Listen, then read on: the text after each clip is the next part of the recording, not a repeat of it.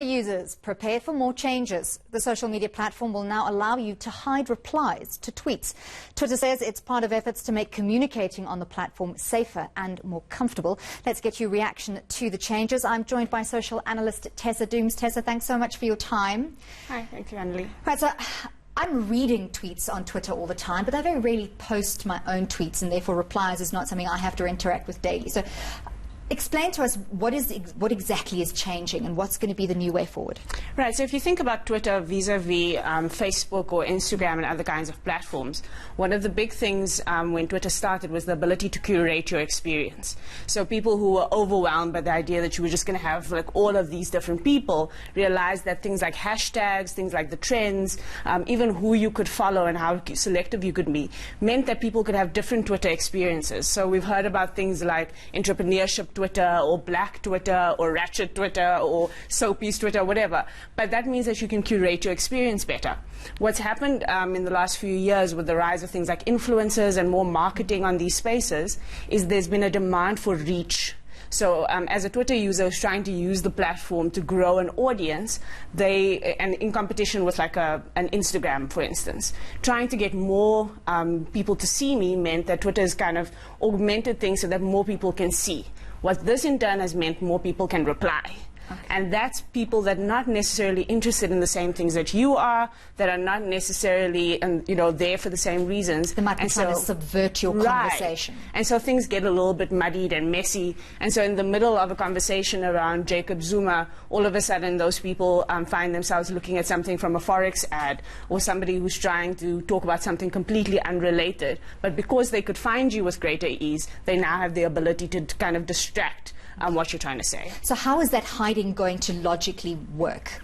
So what it means is that as somebody replies, you'll be able to see the reply and then you could hide it on a thread of replies. Okay. So you see a different comment and you're like, I don't like where this comment is going, I don't like how this comment has derailed the conversation, or I think this won't go so well. You hide that comment and other people looking at the profile won't be able to immediately see that comment. They will be able to see that you have hidden something though. Absolutely. And that's something that Twitter is looking at maybe changing in the future, because they're fearing that people might retaliate, saying, I can see that you've hidden my comment.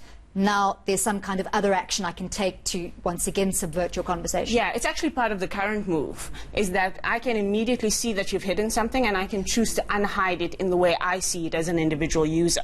Okay. So it doesn't become open to everyone, but the individual user can see that. And it's a really important function, because on the one hand, you could say, for the person who's hiding, they want a better Twitter experience. For other people who are looking into these conversations, it can become a really random thing. Because now you're seeing a reply to something that used to be there, that's not there anymore. Absolutely. Things can look very disjointed. You're not sure what's happening. So being able to unhide gives a lot more transparency on the platform, and I think that's what they were trying to do with the unhide button. So I understand the whole logic behind it. Is there not a risk, however, that this could stifle openness in debate or diverse opinions, that someone who's got an opinion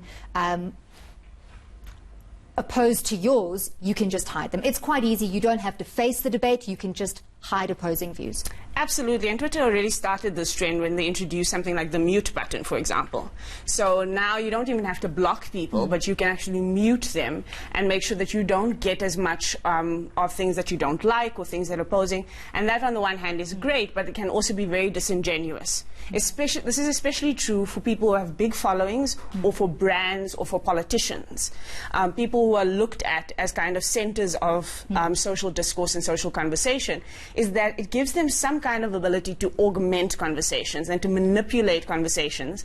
And this is one of the dangers, because if you think about what's happened in the Facebook realm since the 2016 US election, with Facebook under scrutiny, the question there has been about misinformation and the ability of somebody who has a very particular vested interest coming onto the platform and trying to steer conversations in particular directions, and it can create misinformation, because now you can put one thing on there, as the conversation changes, you can then hide what changed the conversation and can create a lot of chaos. I'm sure we'll definitely get feedback from the Twitter streets very quickly on whether this function is useful to South Africans or not. Thank you very much for that, Absolutely. Tessa Dooms.